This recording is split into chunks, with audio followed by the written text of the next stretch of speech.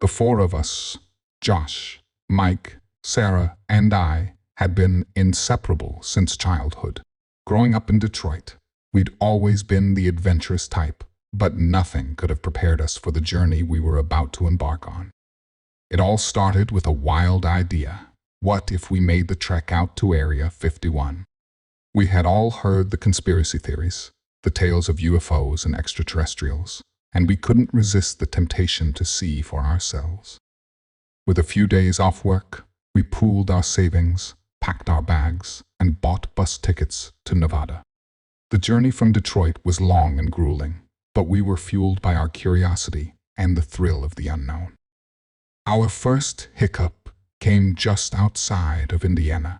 The bus was stopped by state police, and tension filled the air as an officer boarded, his eyes scanning each of us with a practiced gaze. One passenger, a scruffy man a few rows ahead of us, was pulled off the bus. We watched as his bag was searched, revealing a stash of illegal drugs. The man was promptly arrested, and after a brief delay, we were back on the road. The incident shook us, but it only strengthened our resolve to see this journey through. As we continued westward, we passed through the heartland of America, the landscape gradually shifting from urban sprawl to endless desert. Conversations about what we might find at Area 51 dominated the bus. Mike was convinced we'd see UFOs, while Sarah joked that we'd probably end up in some military prison. Despite the jokes, there was a nervous excitement that none of us could shake. By the time we reached Nevada, we were exhausted but eager to continue our adventure. We arrived in Las Vegas just as night fell, the city's neon lights, a stark contrast to the darkness of the desert beyond. We were low on funds by this point, so we decided to try our luck at one of the casinos. Josh, a math whiz, suggested we count cards at the blackjack tables to stretch our money. The plan worked for a while. We were up a few $100s, but our luck ran out when a burly security guard escorted us to the door. We were promptly kicked out, and a local news crew even caught the incident on camera, much to our embarrassment. Despite the setback, we managed to scrape together enough money to rent a car for the final leg of our journey. The road to Area 51 was long and desolate, the kind of place where the stars seemed to shine a little brighter. As we drove through the night, the sense of anticipation grew. We knew we were on the brink of discovering something that could change everything we thought we knew about the world. The first rays of dawn broke over the horizon as we neared the outskirts of Area 51. The landscape was barren, with only a few scraggly bushes and rocks dotting the terrain. We parked the car a few miles away from the base and set out on foot, our hearts pounding in our chests. The air was dry and cool, and every sound seemed amplified in the silence of the desert. We moved cautiously, sticking to the shadows, as we made our way toward the perimeter of the base. Security was tight, as expected. Barbed wire fences surrounded the area, and cameras were mounted on tall poles, their lenses sweeping the landscape with cold precision. We had done our research, though, and knew the best time to make our move was during a shift change, when the guards were distracted. We huddled behind a large rock, waiting for the right moment. As the guards' attention wavered, we slipped through a gap in the fence and ducked into the shadows of a nearby building. The base was eerily quiet, the only sounds being the faint hum of electricity and the occasional distant murmur of voices.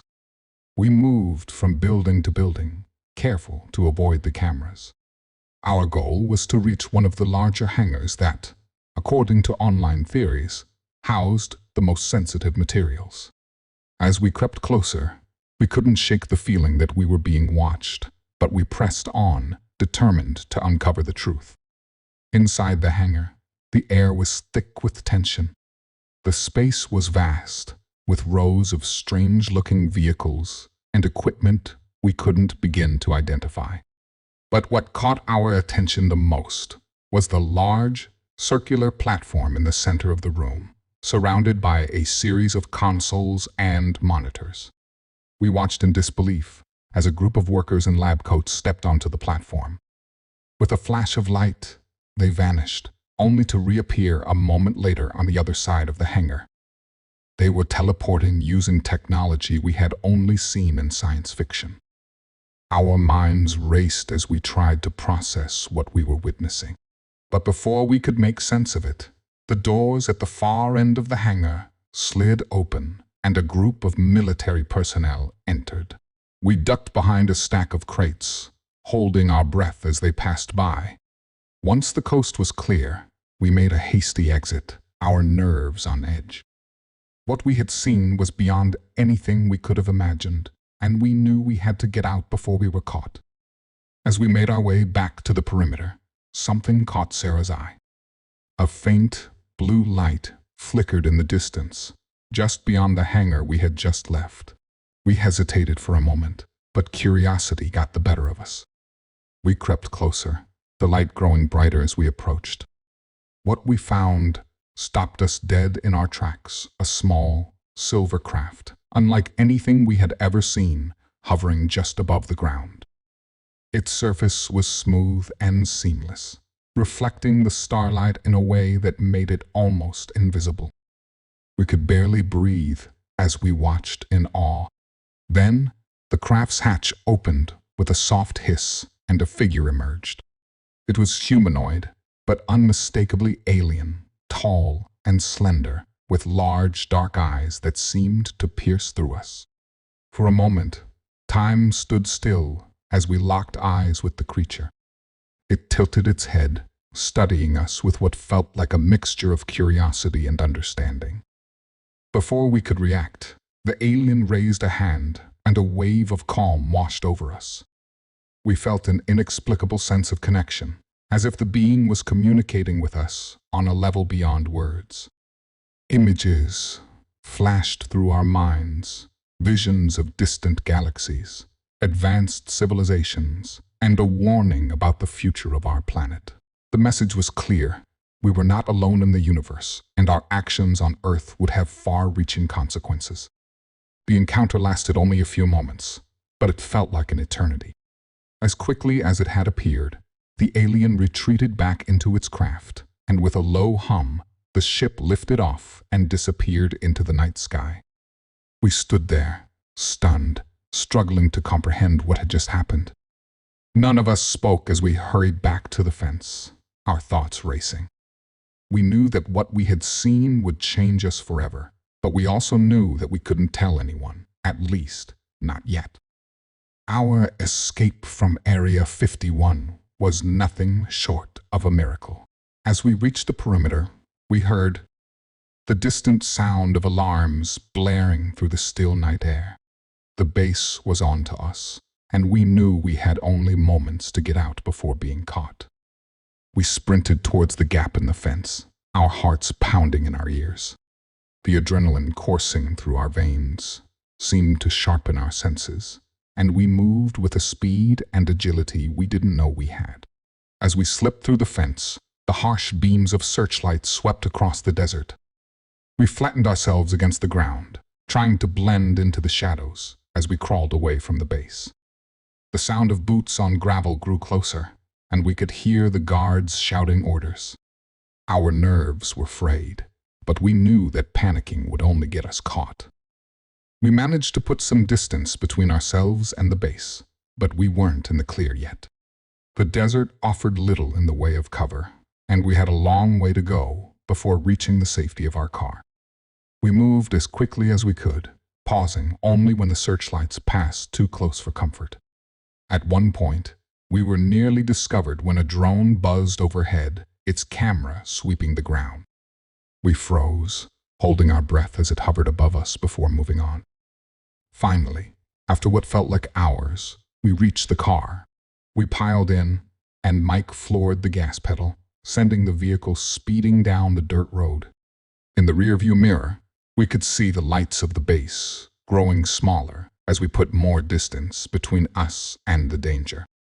But the reality of what we had seen weighed heavily on us, and the car was silent as we drove away from Area 51. We didn't stop until we were well outside the restricted area, pulling over at a secluded spot off the highway.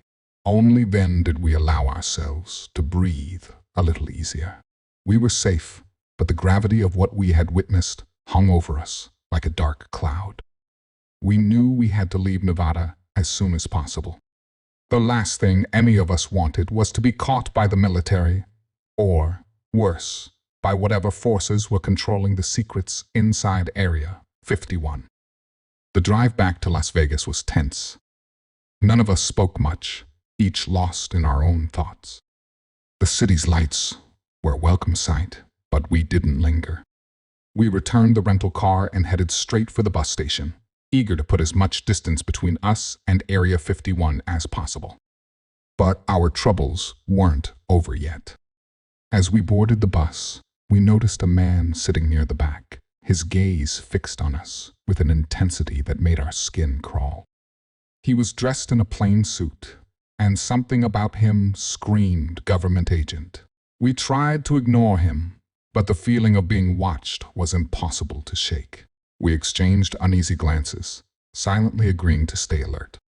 The bus ride back to Detroit was uneventful at first, but the tension among us was palpable. Every stop felt like a potential trap, every new passenger a possible threat. The man in the suit remained on the bus, never speaking but always watching. We tried to act normal, but the fear of being caught gnawed at us. As we crossed into Ohio, something strange happened. Josh, who'd been sitting by the window, suddenly stiffened. He pointed out the window, his voice barely above a whisper. "Do you see that?" We all turned to look, and our blood ran cold. A small, metallic object was hovering in the sky, keeping pace with the bus. It was too far away to see clearly, but its unnatural movement left no doubt in our minds. It was following us. The object stayed with us for miles, disappearing behind clouds, only to reappear moments later. We were being tracked, no doubt about it. The fear of what might happen if we were caught intensified with each passing minute. We tried to act calm, but inside, we were all on edge, waiting for the moment when everything would go wrong. Finally, just as the bus neared the outskirts of Detroit, the object vanished for good. We breathed a collective sigh of relief, but the damage was done. We were no longer just four friends on a crazy adventure. We were witnesses to something we were never meant to see, and we knew that our lives would never be the same again. Back in Detroit, life seemed to return to normal, at least on the surface. We all went back to our routines, but the events of that night in the Nevada desert haunted us. We had made a pact not to tell anyone about what we had seen, not yet, anyway. But the secret weighed heavily on each of us, and it wasn't long before the cracks began to show. Mike was the first to disappear. One day, he simply didn't show up for work. His phone went straight to voicemail, and his apartment was untouched, as if he had just stepped out for a moment. But he never came back. We reported him missing, but the police found no leads. It was as if he had vanished into thin air. The rest of us were shaken, but we tried to convince ourselves that it was just a coincidence, that Mike had simply left town without telling anyone. Then Sarah was next. She had been paranoid ever since we got back, always looking over her shoulder, convinced that someone was following her. One night, she called me in a panic, saying that she saw someone outside her apartment. By the time I got there, she was gone. Her door was unlocked, her belongings untouched. The police were baffled, but I knew the truth. Whatever was behind Area 51 had come for her, just like they had come for Mike. Josh and I tried to stick together after that, but the fear was too much. We were constantly on edge, jumping at every shadow, every unexpected noise. We knew it was only a matter of time before they came for us too. One night, Josh called me, his voice shaking. He said he had seen the same metallic object from the bus hovering outside his window. I told him to get out, to hide somewhere, but it was too late. He was gone the next morning, just like the others. Now, it's just me. I'm writing this down because I know my time is running out. They're coming for me, just like they came for Mike, Sarah, and Josh. I can feel it. There's a presence around me, something watching, waiting. I've seen the object again, hovering outside my apartment, and I know what it means. I've been careful, staying off the grid as much as possible, but it's no use. They've already found me. My phone has started acting strange, cutting out whenever I try to make a call. I've noticed people watching me on the street, and I'm certain that my apartment has been searched while I was out. Whoever or whatever is behind Area 51 doesn't want the truth to get out. But I can't stay silent any longer. People need to know what's really going on, the secrets that are being kept from us. I'm leaving this story here as a warning, a record of what happened. If you're reading this, know that the truth is out there, and it's more terrifying than you can imagine. And if you're ever tempted to go looking for answers, be prepared for the consequences. I don't know how much longer I have. Maybe a few hours, maybe a few days, but I know they'll come for me, just like they did with the others. When that happens, there won't be anyone left to tell the story. That's why I'm telling it now while I still can. The world needs to know the truth about Area 51, about the things that are hidden away in the desert, and about the dangers of seeking out what we're not meant to find. I'm making my last preparations now. I've packed a bag with the essentials: food, water, a few changes of clothes, but I know it won't be enough. I'm not sure where I'll go, but anywhere is better than here. I've set up a few cameras around my apartment, hoping to catch something on tape, but I doubt it will make a difference. If they want to get me, they will. The object has been outside my window all night, just hovering there, as if it's waiting for something. I've tried to ignore it, but it's impossible. Every time I look up, it's there, a constant reminder that my time is running out. I've thought about trying to leave town, but I know it won't work. They'll find me wherever I go. So, I'm staying put, at least for now. I've barricaded the door and closed all the windows. My only hope is that someone finds this story, that they learn from my mistakes. If you're reading this, please be careful. Don't go looking for the truth, because the truth will find you, and when it does, it won't be what you expected. I've decided to make one last stand.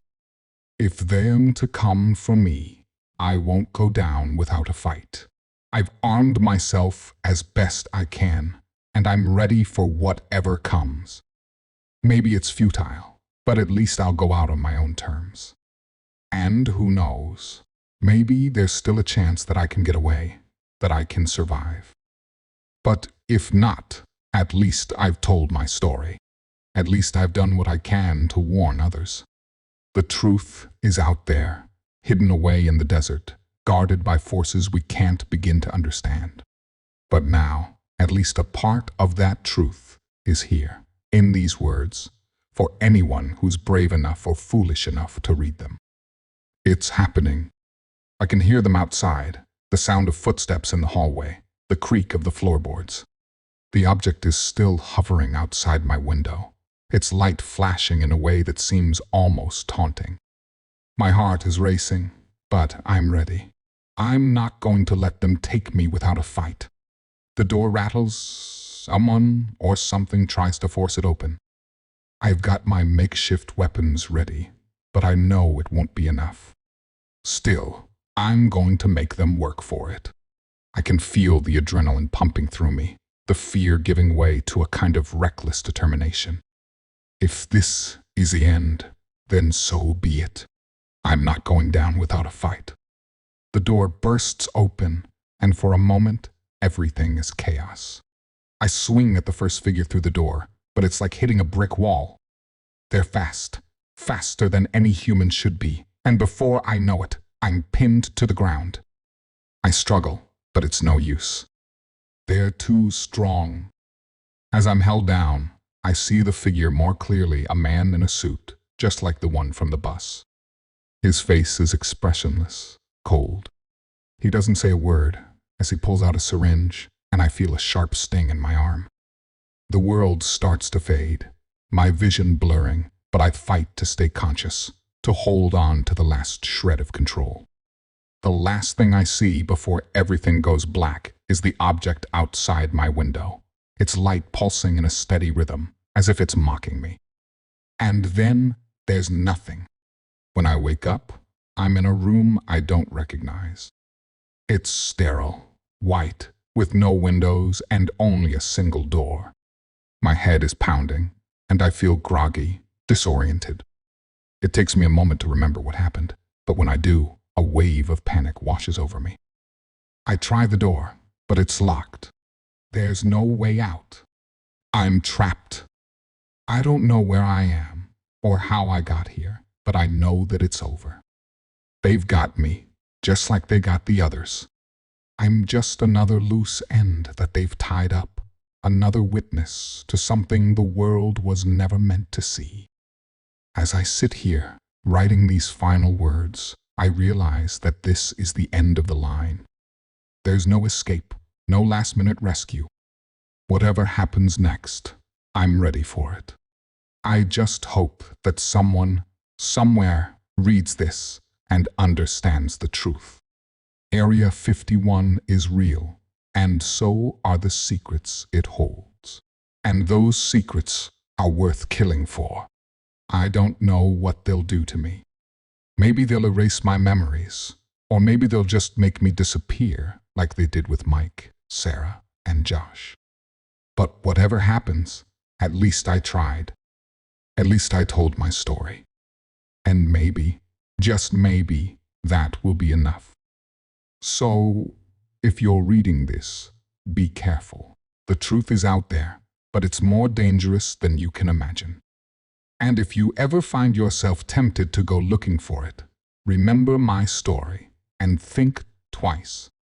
Because some secrets are better left hidden. See you all soon, my friends. If you've enjoyed this story, don't forget to like, subscribe, and hit the bell icon to stay updated on all our new content. But most of all, stay safe and be careful what you wish for. You might just find it.